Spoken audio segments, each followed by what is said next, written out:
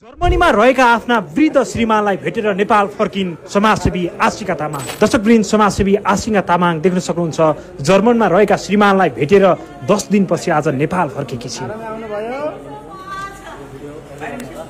दिदी कति दिनको बसाइयो तपाईँ? मेरो 10 दिनको भाइ। 10 दिन भाइ। रमाइलो भयो होला? जर्मनी एकदम राम्रो छ, नेचर धेरै छ। हामी त स्विजरल्यान्डको बोर्डरमा बसेको हैन, अनि त्यो चाहिँ एकदमै राम्रो छ। नेपालको याद चाहिँ धेरै आउँछ है दिदी?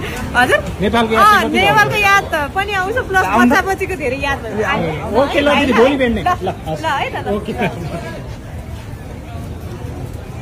अनि यो अभियानमा चाहिँ जति पनि देशमा भइरहेको छ व्यथिति छ, हरेक क्षेत्रमा भएको व्यथिति, शिक्षामा, स्वास्थ्यमा, यो वैदेशिक रोजगारदेखि लिएर, जस्तै यो जुन छ नि सार्वजनिक ठाउँहरूमा लुटहरुमा तपाईँको पार्किङ शुल्कहरूदेखि लिएर हरेक कुराहरूमा चाहिँ हामीले चाहिँ एउटा विभाग, हरेक क्षेत्रको छुट्टै छुट्टै विभाग चाहिँ निर्माण गरेर भुइँ मान्छेको आवाज चाहिँ हामीले नुवाकोटबाट सुरु गर्दैछौँ। नुवाकोट जिल्लाबाट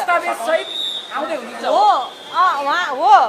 अब चाहिँ कति एक्लै कराएर हिँड्नु होइन, अब एक्लै कराएर हिँड्दाखेरि अब मलाई समातेर गएर मेरो आवाजै बन्द गरिदिने त्यस्तो स्थिति भएर अब चाहिँ हामी चाहिँ टिम निर्माण गरेर अगाडि बढ्नेछौँ। टिमलाई चाहिँ अहिले पार्टी भनेर एउटा क्वेसन, तपाईँ चाहिँ यहाँ अब राजनीति गर्ने भनेर आउनु भएको छ होइन? समाजले होइन, राजनीतिक त भनेको छैन। जर्मन छोडेर आउनु भएको कि अथवा के हो खास? होइन, मेरो हस्बेन्ड त वहीँ हुन्छ नि भाइ, वहीँ हुनुहुन्छ। अनि त्यसपछि एउटा छोडेर भन्न मिल्दैन अनि बिकज मेरो घर पनि म चाहिँ यहीँ नेपालमै छु। मेरो छोराछोरी यहीँ पढिरहनु भएको छ। म चाहिँ यहीँ परिवर्तन गर्नुपर्छ, यहीँ विकास हुनुपर्छ, यहीँ भएको व्यक्ति यहीँ अन्त्य हुनुपर्छ। जति पनि विदेशमा मान्छे चाहिँ बेचिएका छन् होइन, 50 लाख 60 लाखमा मान्छे बेचिएको छ, यो चाहिँ अन्त्य हुनुपर्छ। त्यो सम्भव देख्नु भएको छ? हुन्छ। सबै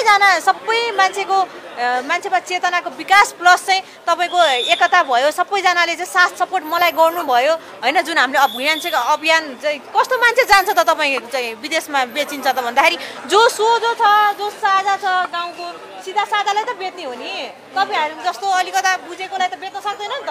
अनि विदेशमा लाखौं कमाउने तपाईँ हजुर नेपालमा के देखेर आउनुभयो होला भनेर धेरैले भन्छन्। हजुर। यो भनेर चाहिँ अब देश स्वार्थ होला आशिका तामाङसँग? मेरो स्वार्थ छ भाइ। मेरो स्वार्थ भनेको देश परिवर्तन हुनु, देश विकास हुनु, देशमा भ्रष्टाचार अन्त्य हुनु, मेरो यहाँ जति पनि लुटतन्त्र भइरहेको छ इत्रु कुरामा होइन, योहरू सबै अन्त्य हुनुपर्छ। यो चाहिँ मेरो स्वार्थ हो भाइ।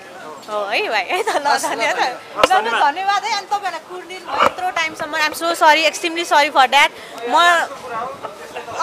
है त। ल उहाँको एउटा क्वेसन ल भन्यो तपाईलाई समर्थन गर्ने हजुर जनताले अब आशिका तामाङको मिसन र भिजन सहितको दस्तावेज देख्न आउँछ होइन। त्यसको लागि चाहिँ तपाईँहरूले केही समय वेट गर्नु होला, मेबी 2 weeks वेट गर्नु होला। त्यसपछि चाहिँ हामी व्यापक रूपमा चाहिँ देशभरि नै हामीले चाहिँ भुइँ मान्छेको आवाज भनेर चाहिँ अभियान बोकेर हजुर अब सिस्टमेटिक पाराले जाने, सिस्टमेटिक तरिकाले कानुनलाई अध्ययन गरेर सबै कुरा चाहिँ अब कानुनलाई हात नलिकन चाहिँ हामी चाहिँ बुझेर अगाडि बढ्नेछौँ। हाम्रो वकिलको टिम हुन्छ, उहाँहरूसँग सल्लाह गरेर त्यसरी।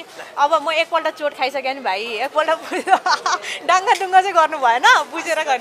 जान मन छैन हजुर? जुन चाहिँ के भन्छ क्यामेराको विषय एकदम चर्चा पाएको छ, त्यसलाई कसरी लिनु भएको छ? अब चस्मामा त जे पनि हुनसक्छ नि भाइ। त्यो त तपाईँको चस्मामा के छ, कसलाई के थाहा हुन्छ छैन र? थाहा हुँदैन नि त। अनि लेभलमा तपाईको चाहिँ जुन क्वेशन उठ्यो। हजुर। म त भित्र थिएँ, मैले त्यति थाहा पाइनँ भाइ, थाहा पाइनँ। म त 18 दिन थुनिएको थिएँ होइन। हजुर केही छ ल भाइ है। ल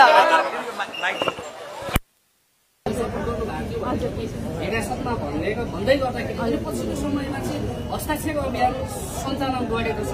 हस्ताक्षर अभियानमा चाहिँ विभिन्न तपाईँ जस्ता अभियन्ताहरू गएर अस्ति सहभागी हुनुभयो। अब तपाईँ चाहिँ हस्ताक्षर अभियानमा सहभागी हुनुहुन्छ कि हुनुहुन्न? त्यो चाहिँ भर्खर आएको छु, अब भोलि निर्णय गरौँला नि। अब भर्खर ठगेर आएको छ होइन, हामी सल्लाह गरौँला। हामी तपाईँलाई चाहिँ जानकारी गराउँछ हामी कहिले हस्ताक्षर गर्न जाँदैछौँ भनेर। अहिले तत्काललाई चाहिँ भोलि हामी भनौँला नि हजुरलाई। पछिल्लो समयमा सामाजिक अभियन्ताहरू चाहिँ अब एक भएर चाहिँ अब राष्ट्रिय स्वतन्त्र पार्टीतिर प्रवेश गर्ने हो कि भन्ने त्यहाँ अझै श्रेष्ठ, सोम शर्मा लगायतका विभिन्न अभियन्ताहरूले भन्दै गर्दाखेरि यतातिर चाहिँ के सोचिरहनु भएको छ तपाईँले? होइन, अब यो कस्तो भने यो देशमा राम्रो काम गर्नेलाई चाहिँ दबाउन खोज्ने चाहिँ यो अलिकता पुरानो खालको मैले भने चेतना भनेको कुरा कस्तो हुन्छ भने यहाँ सानो सानो मान्छेदेखि लिएर एउटा बुढी मान्छेदेखि लिएर माथिल्लो लेभलको मान्छेसम्म छैन कि चेतनाको। हाम्रो राजनीतिक दलका जति नेता हुन्छ, शीर्ष नेता हुनुहुन्छ, जति पनि उपनेता हुनुहुन्छ, जति पनि हुनुहुन्छ, उहाँहरूको चाहिँ कस्तो भने चेतनाको स्तर कम छ क्या। त्यही भएर चेतनाको विकास गर्नलाई चाहिँ आशिका तामाङको जन्म भएको हो।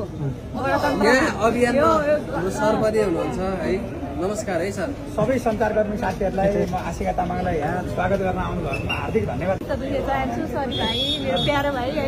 त्यो चाहिँ कस्तो भने म नि दिल्लीमा कुर्दा तपाईँको 2 घन्टा त्यहाँ चाहिँ एकदमै लेट भयो। अनि त्यसपछि गएर त्यहाँ 2 घन्टा पछि 2 बजे यहाँ आइपुग्ने पर्ने मान्छे 4 बजीसम्म प्लेन चाहिँ ल्याउनु भएको छ नि। हेर्नु न, त्यो चाहिँ कस्तो एकदम यसलाई आइएम एक्सट्रिमली सरी। अब नेक्स्ट टाइमबाट त्यस्तो हुँदैन भाइ। अन्तिममा मेरो एउटा मात्र पछिल्लो समयमा उपनिर्वाचनको कुरा चलिरहेको छ, कतिमा हुँदैछ रूपन्देहीको कुरा गरिरहेको छ। यसमा चाहिँ हाम्रो सागर ढकाल चाहिँ उपनिर्वाचनमा उठ्ने भनेपछि भनिरहनु भएको छ। तपाईँको समर्थन कसलाई हुन्छ अथवा चाहिँ के गर्नुहुन्छ? सामाजिक अभियन्ता एउटा चाहिँ सबैले हजुरलाई चिन्ने र हेर्ने भएको कारणले पनि यो अहिले चाहिँ हामी चाहिँ यो टिम निर्माणको क्रममै छौँ।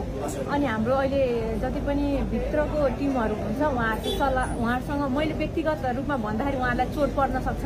त्यही भएर हामी सल्लाह गरेर नै अगाडि बढ्छौँ। टिम निर्माण भनेको अर्को पार्टी खोल्दै त हुँदैन। अर्को पार्टी खोल्दै छैनौँ। हामी स्वतन्त्र रूपमा अभियान चलाउँदैछौँ। यो अभियानले अहिले भुइँ मान्छेको आवाज भन्ने अभियान चलाउँदैछौँ। आफ्नो व्यक्तिगत रिस्क लिएर गर्दै हुनुहुन्छ। आफै बनाउँदै जाने हो। र त्यो जनचेतना तपाईँ हामी स्वतन्त्र हुनुपर्छ, देश अगाडि बढाउनुपर्छ, देशलाई आर्थिक सम्पन्न गर्नुपर्छ। वैदेशिक रोजगारीमा जति पनि घोटाला भइरहेको छ, मानव बेचबिखन भइरहेको छ अहिले देशमा, हेर्नुहोस् हो कि भन्नु न। 50 लाख के अरे 50 लाख होइन पर व्यक्तिमा चाहिँ कति पर डेमा चाहिँ यसरी मान्छे यो यही यो उबाट चाहिँ बेचबिखन हुन्छ यहाँ। यो जति प्रश्न यही छ कि तपाईँले पिसाब फिर्नेलाई समाउनु भयो, गुड्का खाएर खोल फाल्नेलाई समाउनु भयो, अहिले जर्मनबाट फर्किनु भएको छ। अब यी भ्रष्टाचारीहरू समाउने के सम्मेलन त रचेर आउनु भएको छ? हो यस्तो के भाइ, हरेक कुराको स्टेप हुन्छ कि। म आएको जम्मा 1 वर्ष भयो। 1 वर्षमा कति धेरै यहाँ व्यक्ति रहेछ भन्ने कुरा मैले हरेक दिन उजागरण गरेको छु होइन। एउटा ट्याक्सी चालकले रोडको साइडमा गएर उहाँले पिसाब फेर्न सक्नुहुन्छ, तर तपाईँको 100 मिटर अगाडिको तपाईँको जुन पेट्रोल पम्पमा सार्वजनिक टोयलेट छ होइन, त्यहाँ चाहिँ जानुहुन्न। किन जानुहुन्न त? परिवर्तन त सानो सानो कुराबाट हुनुपर्छ क्या भाइ। त्यो गुड्काको खोलको मात्रै कुरा होइन कि दिदी। अब धेरै नै अब नराम्रो कमेन्टहरू भनौँ न, पछिल्लो समय चाहिँ अब हेर्नै नसक्ने कमेन्टहरू पनि गरिरहेको हो। त्यसको लागि चाहिँ हामीले चाहिँ भुइँ मान्छेको अभियान राम्रो कमेन्ट गर्ने। उहाँहरूमा चेतनाको अभाव हो, उहाँहरूको चेतनाको अभाव छ। अनि मैले सँगसँगै उहाँहरूसँग झगडा गर्न थाल्यो भने अब त्यो चाहिँ मलाई चाहिँ त्यति लाग्दैन। कलाकारलाई चाहिँ के भन्नुहुन्छ? राम्रो हो उहाँहरूलाई अब आफ्नो त्यो हुन्छ कि आफ्नो बौद्धिक लेभल हुन्छ। तपाईँ पनि कलाकार नै हो। म त कलाकार होइन भाइ, म त पूर्व कलाकार नै भनौँ न, पूर्व नायिका भनौँ न। ल अब ठिक छ, पूर्व नायिका भनौँ। अनि त्यसरी सार्वजनिक रूपमा भनौँ न कसै व्यक्तिले नराम्रो निर्मूल हुन्छ नि होइन, कमेन्ट राम्रो आउनु थाल्ला त्यसपछि त्यो पनि एउटा विकल्प हुन सक्छ। होइन त्यस्तो त्यो चोरलाई